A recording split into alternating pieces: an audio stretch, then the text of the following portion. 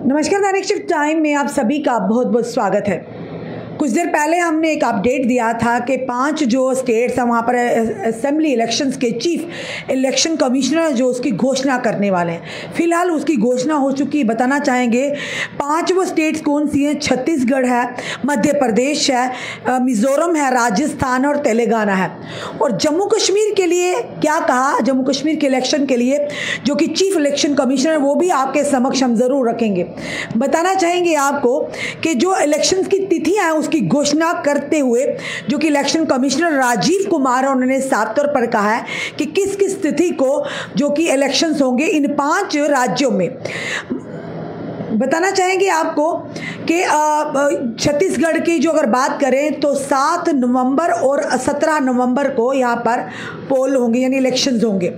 मध्य प्रदेश में 17 नवंबर को होंगे, मिज़ोरम में 7 नवंबर को होंगे, राजस्थान में तो यानी 23 नवंबर को होंगे, तेलंगाना में 30 नवंबर को।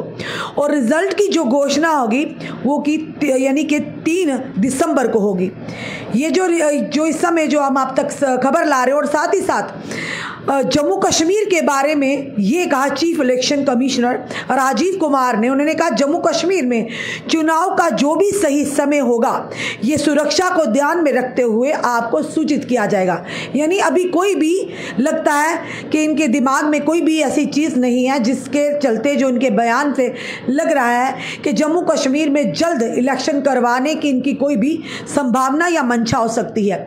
इस बयान से साफ तौर पर लग रहा है कि जिस तरह से chief election commissioner Rajiv Kumar ने कहा है कि जम्मू कश्मीर में चुनाव का जो भी यानी समय तय होगा वो आप यानी हम सुरक्षा को ध्यान में रखते हुए, दिमाग में रखते हुए आपको सूचित कर देंगे। यानी कि जम्मू कश्मीर जैसे संवेदनशील इलाके में अंतर्राष्ट्रीय बैठक यानी G20 की अगर बैठक हो सकती है पूरे सुरक्षा के इंतजामात के दौरान, तो इलेक्शन कराना कोई बड़ी बात नहीं है। तो ये सारे सवाल विपक्षी दल, आम जनता भी पूछ रही है। विपक्षी दल लगातार सत्ता पक्ष को घेरे हुए हैं और ये भी कह रहे हैं कि जब तक भाजपा नहीं चाहेगी तो जम्मू कश्मीर में इलेक्शन की घोषणा नहीं होगी। इसी के चलते आज नजरें थी शायद जम्मू कश्मीर के चीफ इलेक्शन कमिश्नर जो हैं आज जम्मू कश्मीर के इलेक्शनों के बारे में भी कोई घोषणा करेंगे।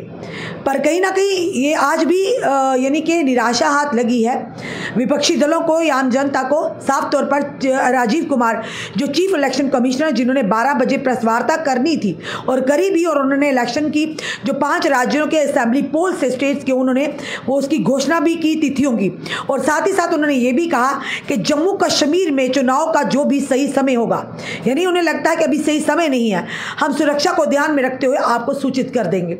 ये साफ तौर पर अभी तक का जो बड़ा बयान आया है कि जल्द ही अब इलेक्शन होने जा रहे हैं। 5 स्टेट असेंबली इलेक्शन होने जा रहे हैं जिसमें छत्तीसगढ़ है, मध्य प्रदेश है, मिज़ोरम है, राजस्थान है और तेलंगाना है। अब देखना यह है कि वहां की इन 5 राज्यों की जनता किसके सर जीत का सेहरा बांधती है और किसे नकारती है, क्योंकि जनता जनार्दन है और जनता सब जानती है कि कब किसे उसकी जगह दिखानी है। क्योंकि जब जनता परेशानी की आलम में हो, जनता हाहाकार मचा रही हो, जनता का कोई सुनवाई नहीं हो, तो ये एक ही ताकत है जनता के पास, वोट की ताकत। और जिस दिन जनता वोट की ताकत को पहचान लेती है तो बड़ी बड़ी सरकारें और सत्ता हिल जाती है। जिस तरह से अगर बात करें तो कारगिल का रिजल्ट सामने आया है। भले ही पहले समय में उन्होंने कांग्रेस को, नेशनल कॉन्फ्रेंस को या PDP को नकारा होगा, पर ये ज़रूर कहेंगे कि अब जनता ने नेशनल कॉन्फ्रेंस और कांग्रेस को कहीं ना कहीं एक्सेप्ट किया है, स्वीकार किया है, इसीलिए कारगिल में उनकी विक्ट्री जो दर्ज करवाई है। तो जिसके चलते भाजपा को नकारा है, क्योंकि यूटी यानी ये साफ तौर पर विपक्षी दलों ने आज भी जो हमने सुबह एक सेलिब्रेशन कवर किया, उन्होंने कहा कि लद्दाख और जम्मू कश्मीर एक है, पर कहीं ना कहीं विभाजन किया गया है, बांटा गया लद्दाख को अलग, यूटी में जम्मू कश्मीर को अलग किया गया है। और इसी के चलते कहीं ना कहीं भी खमियाजा भुगतना पड़ा है भाजपा को, क्योंकि जनता जो है, जनता के पास कुछ नहीं है। जनता सिर्फ अपनी आवाज़ बुलंद कर सकती है, जनता अपनी परेशानी बता सकती है। सुनवाई नहीं हो तब भी जनता चिल्लाती रहती है, परेशानियों को लेकर सड़कों पर उतरते रहते हैं। हमारे युवा आम जनता कभी स्मार्ट मीटर को लेकर, कभी प्रॉपर्टी टैक्स को लेकर, कभी पानी को लेकर, कभी बिजली को लेकर, कभी बेरोजगारी को लेकर, कभी महंगाई को लेकर, पर वहीं कभी स्थायी कर्मचारी सड़कों पर है। तो ये उसी का खमियाजा है कि कहीं ना कहीं अब जनता सियासी पार्टियों को अब समझना होगा कि जनता हर एक को मौका देती है। इसी तरह से भारतीय जनता पार्टी को भी, जो भारत की जनता की पार्टी थी, जिसे जनता ने सर माथे पर बिठाया था, सर आंखों पर बिठाया था, तो उसी ने सोचा था कि कहीं ना कहीं इस पार्टी को भी मौका मिलना चाहिए, जो देशभक्त पार्टी खुद को कहती है।